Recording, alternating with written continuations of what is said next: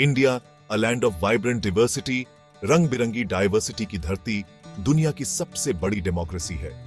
1947 में आजादी के बाद से इंडिया ने हर मुश्किल के सामने डेमोक्रेटिक स्पिरिट को बढ़ावा दिया है। इंडिया के डेमोक्रेटिक एक्सपेरिमेंट के दिल में है यूनिवर्सल एडल्ट सफरेज। हर सिटीजन, चाहे वो किसी भी बैकग्राउंड का हो, उसे वोट देने का और अपने रिप्रेजेंटेटिव्स चुनने का ही क्यों है। यह फंडामेंटल राइट लोगों को ताकत देता है कि वो अपने लीडर्स को अकाउंटेबल ठहराए और अपने देश के डेस्टिनी को बनाने में हिस्सा लें। हाउएवर, डेमोक्रेसी का रास्ता इतना आसान नहीं है। इंडिया को बहुत चैलेंजेस फेस करने पड़ते हैं, जैसे कि गरीबी, अशिक्षा और सामाजिक डिविजन्स। इन हर्डल्स के बावजूद डेमोक्रेसी के प्रति इंडिया का कमिटमेंट कभी कम नहीं हुआ। इंडियन डेमोक्रेसी की सक्सेस सिर्फ इंस्टीट्यूशंस की वजह से नहीं है, बल्कि एक वाइब्रेंट सिविल सोसाइटी की वजह से भी है। इंडिया के डेमोक्रेटिक स्ट्रक्चर की नींव में है इसका कॉन्स्टिट्यूशन। यह रिमार्केबल डॉक्यूमेंट, जिसे 1950 में अपनाया गया था, एक sovereign, socialist, secular, democratic Republic के फ्रेमवर्क को डिफाइन करता है। इंडियन कॉन्स्टिट्यूशन सिर्फ एक लीगल डॉक्यूमेंट नहीं है, यह एक जीता जागता सबूत है उन एस्पिरेशंस और वैल्यूज का जो एक नेशन जस्टिस, लिबर्टी और इक्वालिटी के लिए रखता है। कॉन्स्टिट्यूशन के फ्रेमर्स, जिनको एरुडाइट बी.आर. अम्बेडकर लीड कर रहे थे, उन्होंने कई सोर्सेज से प्रेरणा ली। उन्होंने एक ऐसा सिस्टम बनाने की कोशिश करी जो इंडिविजुअल राइट्स और कलेक्टिव गुड को बैलेंस करे। कॉन्स्टिट्यूशन का प्रीएम्बल सभी सिटीजन्स के लिए जस्टिस, लिबर्टी, इक्वालिटी और फ्रेटर्निटी सिक्योर करने के गोल्स बताता है। कॉन्स्टिट्यूशन एक पार्लियामेंटरी फॉर्म ऑफ गवर्नमेंट भी एस्टैब्लिश करता है, जहां पावर लोगों के इलेक्टेड रिप्रेजेंटेटिव्स के पास होती है।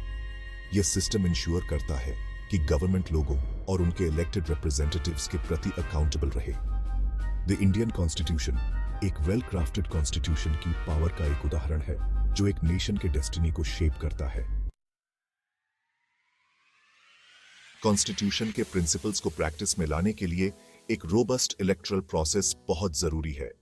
इंडिया के पास इलेक्शन कमीशन है, एक इंडिपेंडेंट बॉडी जो free and fair elections conduct करवाने के लिए रिस्पॉन्सिबल है। इंडिया के इलेक्शंस का स्केल बहुत बड़ा है।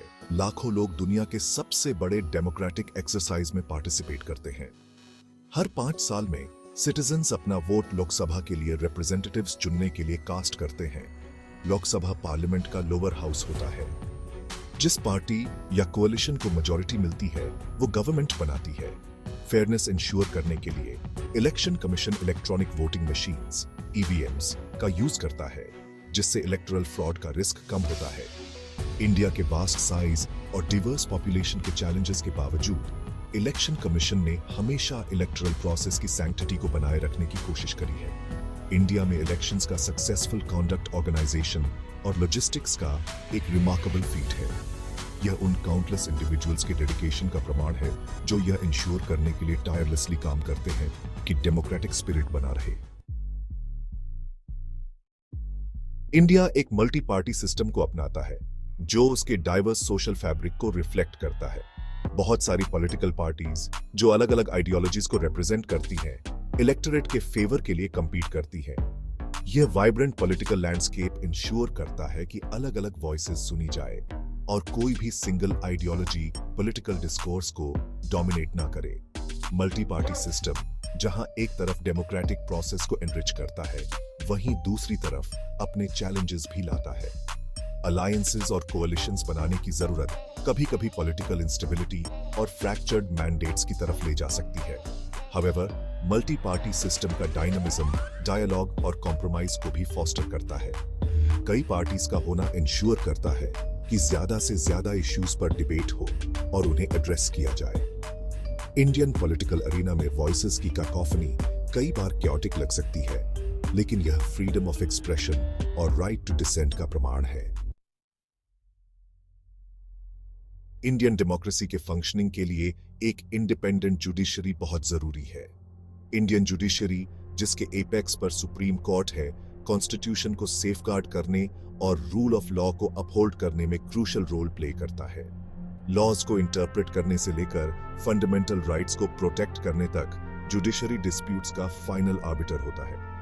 जुडिशरी की इंडिपेंडेंस को कई कॉन्स्टिट्यूशनल प्रोविजन सेफगार्ड करते हैं। जजेस की अपॉइंटमेंट मेरिट के बेसिस पर होती है, जहां सीनियर जजेस का एक कॉलेजियम प्रेसिडेंट को अपॉइंटमेंट के लिए कैंडिडेट्स रेकमेंड करता है। जुडिशरी ने सोशल इनजस्टिसेस को एड्रेस करने और मार्जिनलाइज्ड कम्युनिटीज के राइट्स को प्रोटेक्ट करने में एक प्रोएक्टिव रोल प्ले किया है। लैंडमार्क जजमेंट्स जुडिशरी के सोशल जस्टिस के प्रति कमिटमेंट को रिफ्लेक्ट करते हैं। इंडियन जुडिशरी उन सिटीजन्स के लिए एक बीकन ऑफ होप है जो ग्रीवेंसेस का रिड्रेस और पावर के आर्बिट्ररी एक्सरसाइज से प्रोटेक्शन चाहते हैं।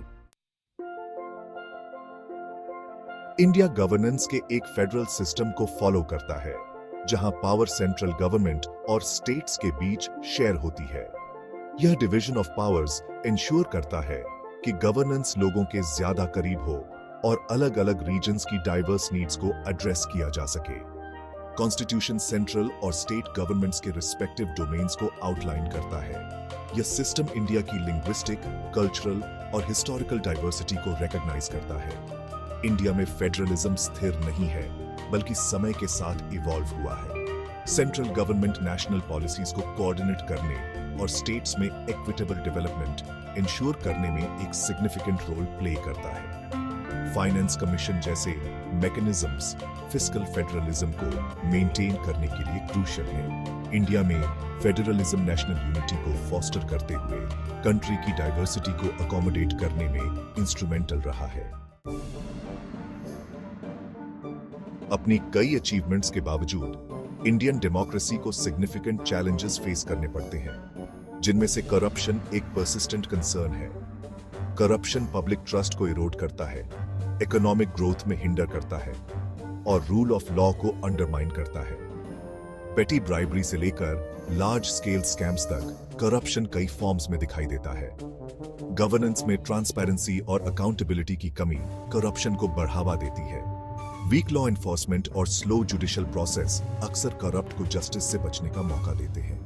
करप्शन को एड्रेस करने के लिए एक मल्टी प्रोंग्ड अप्रोच की जरूरत है, जिसमें इंस्टीट्यूशंस को स्ट्रेंथन करना और ट्रांसपेरेंसी को एनहांस करना शामिल है।